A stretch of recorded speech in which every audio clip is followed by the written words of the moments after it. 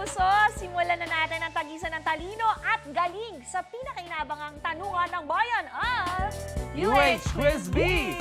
Yung mga nasa bahay, biyahe, trabaho o school man, buong bayan nakikisagot na pati na kami sa studio. Tama, Pilipinas! Gising na dahil simula na ng tanungan. Narito na ang ating quiz masters na sina Miss Lynn at Sean. Good morning! Good morning mga kapuso at nagbabalik kami dito sa Ras Soliman Science and Technology High School para sa paborito nyong tagisan ng talino tuwing umaga. Ito ang UH Quiz B! At guys, grade 12 ang sasabak ngayon. Ako, so ready na ba kayong lahat? Oh, I know the answer. Sounding Ganda yes. na energy nila. Okay, so huwag na natin patagalin pa. Ipakilala natin ang first contestant. Siya ay si Fabriel Luke Bernardo. Isang grade 12 STEM student with high honors. Philippine Mathematical Olympiads qualifier, Pamamazon Brainiac Finals qualifier, at nakatanggap ng gold medal sa SSTF Innovation category. Maliban dyan, siya rin ang Rajan Ag Ambassadors Club President, Fabriel Luke Bernardo!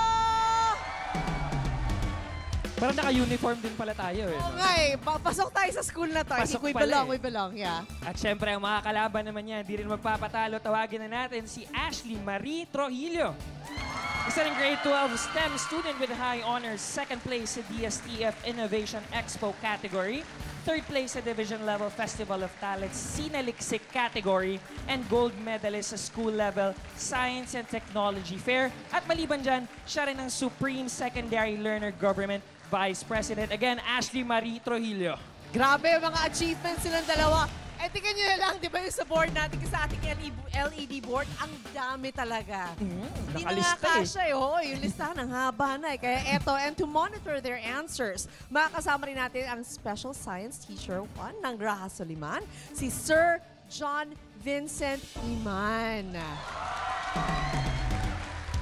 Lagi yung teacher talaga may pinakamaraming fans. Oo nga, daming fans si Sir!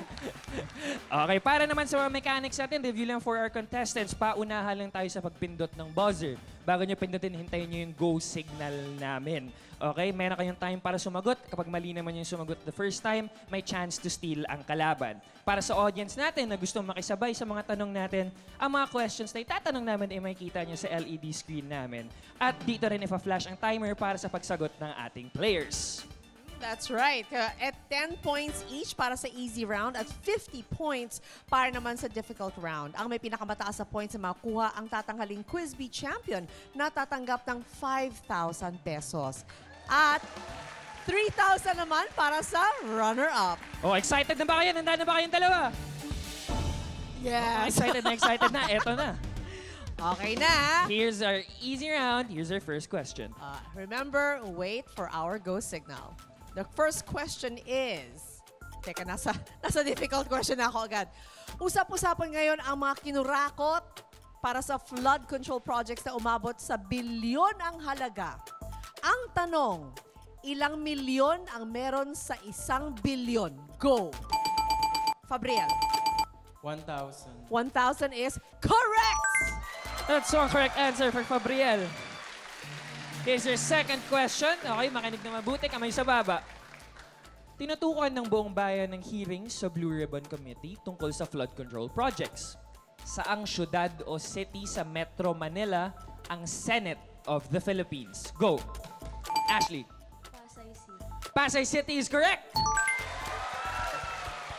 10 points each na sila.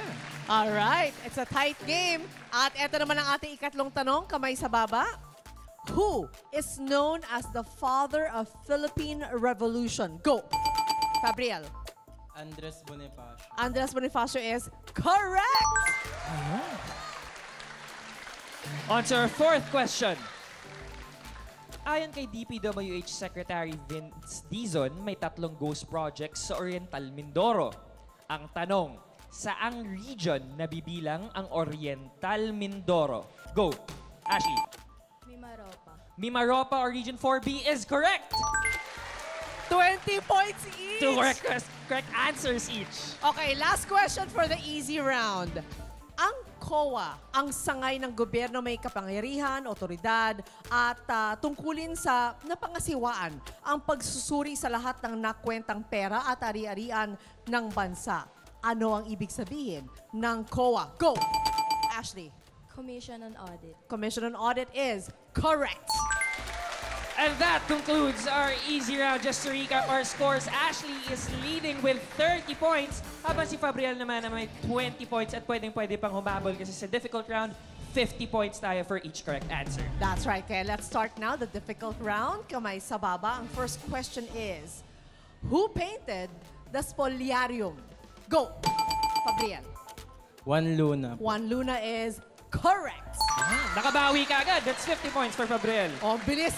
Ang bilis bumawi. Here's our second question. Bilyon-bilyon na ang nabanggit na anomalya sa flood control projects. This is for math. Ano ang 35% ng 2 billion? Go! Fabriel. 700 million. 700 million is correct. That's another correct answer for Fabriel. All right, let's move on to the next question. Kamay sa baba again. Who is the Filipino national artist known as the Grand Old Man of Philippine art? Go! Ashley. Fernando Amorsolo. Is correct.